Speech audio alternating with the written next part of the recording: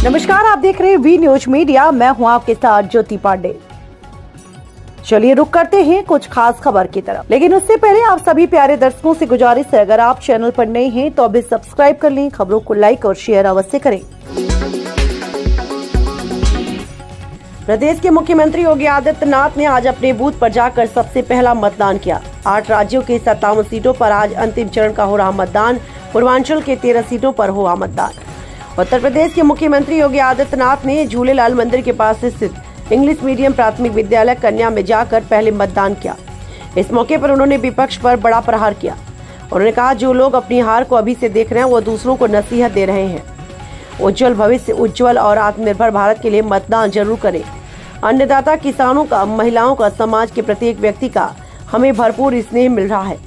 इन 4 वर्गों को इकट्ठा करने के लिए मोदी जी ने देश के अंदर जो कार्य किए उसको ध्यान में रखते हुए लोग मतदान कर रहे हैं। आज जो पार्टी एक दूसरे के ऊपर दोषारोपण कर रहे हैं, कल वही लोग एक दूसरे को गाली देंगे।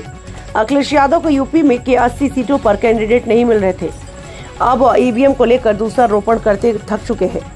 दोषारोपण करते करते वो थक चुके हैं, इसलिए अब वह इस प्रकार का आरोप लगा रहे हैं। इस लोकतंत्र के पर्व का माहौल मत उड़ाओ।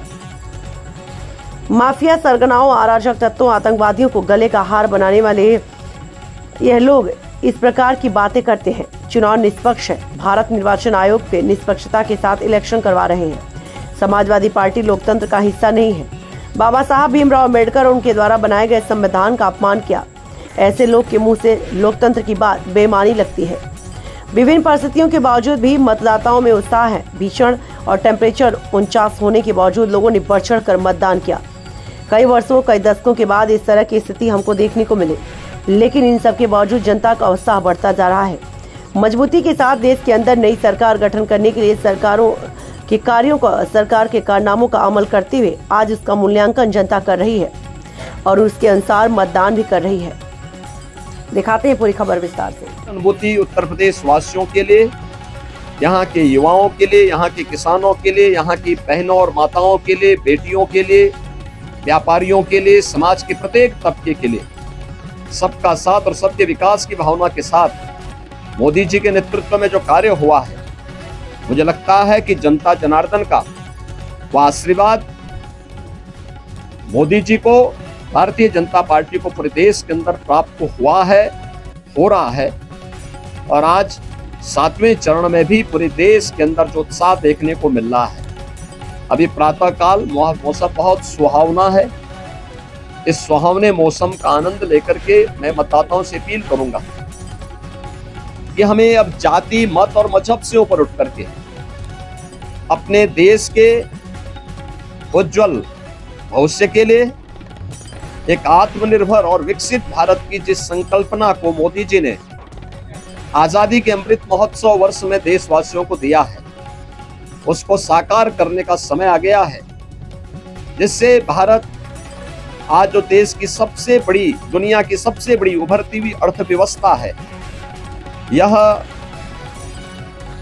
आगामी 3 वर्ष में दुनिया की तीसरी बड़ी अर्थव्यवस्था, 2047 तक भारत को दुनिया के विकसित देशों की श्रेणी में खड़ा करके हर एक नागरिक के जीवन में खुशहाली लाने के लिए कार्य किया जा सके। जनता जनार्दन का आशीर्वाद इस दृष्टि आज भारतीय जनता पार्टी को प्राप्त हो रहा है और हमें पूरा विश्वास है कि 4 जून को फिर एक बार मोदी सरकार प्रचंड बहुमत के साथ आकर के आत्मनिर्भर विकसित भारत की संकल्पना को साकार करने का कार्य करेगी। देखिए, प्रधानमंत्री जी ने अपने 2.5-3 महीने के व्यस्त दिनचर्या में से कुछ समय, यद्यपि उनका पूरा जीवन भारत माता के लिए समर्पित है,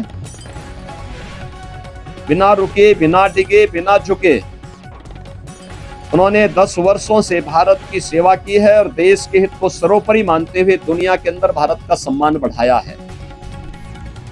मोदी जी की यह आराधना एक आध्यात्मिक आराधना या आध्यात्मिक आराधना राष्ट्र आराधना है।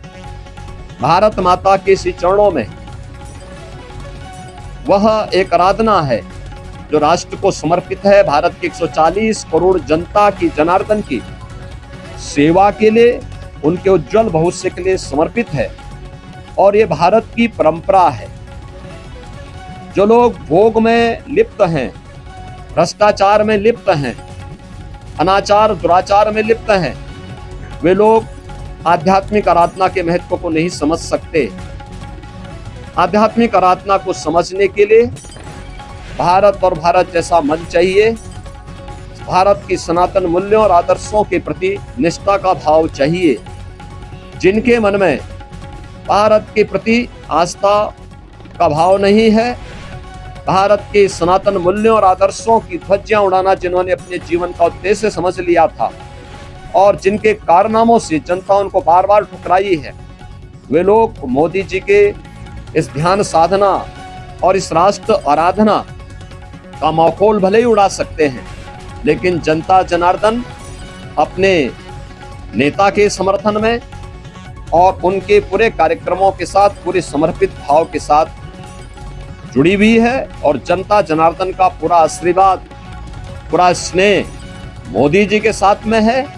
और हम विश्वास के साथ कह सकते हैं कि यह मोदी जी की ध्यान साधना का कार्यक्रम भी राष्ट्र आराधना का हिस्सा है और इसका लाभ भी देश को प्राप्त होगा। महिलाओं ने ज्यादा मतदान किया। देखिए, एक तो गर्मी बहुत ज्यादा है, टेम्परेचर आप में से आप भी जानते हैं कि 50 डिग्री 48 डिग्री का टेम्परेचर कभी हम लोगों ने नहीं देखा, लेकिन है प्रकृति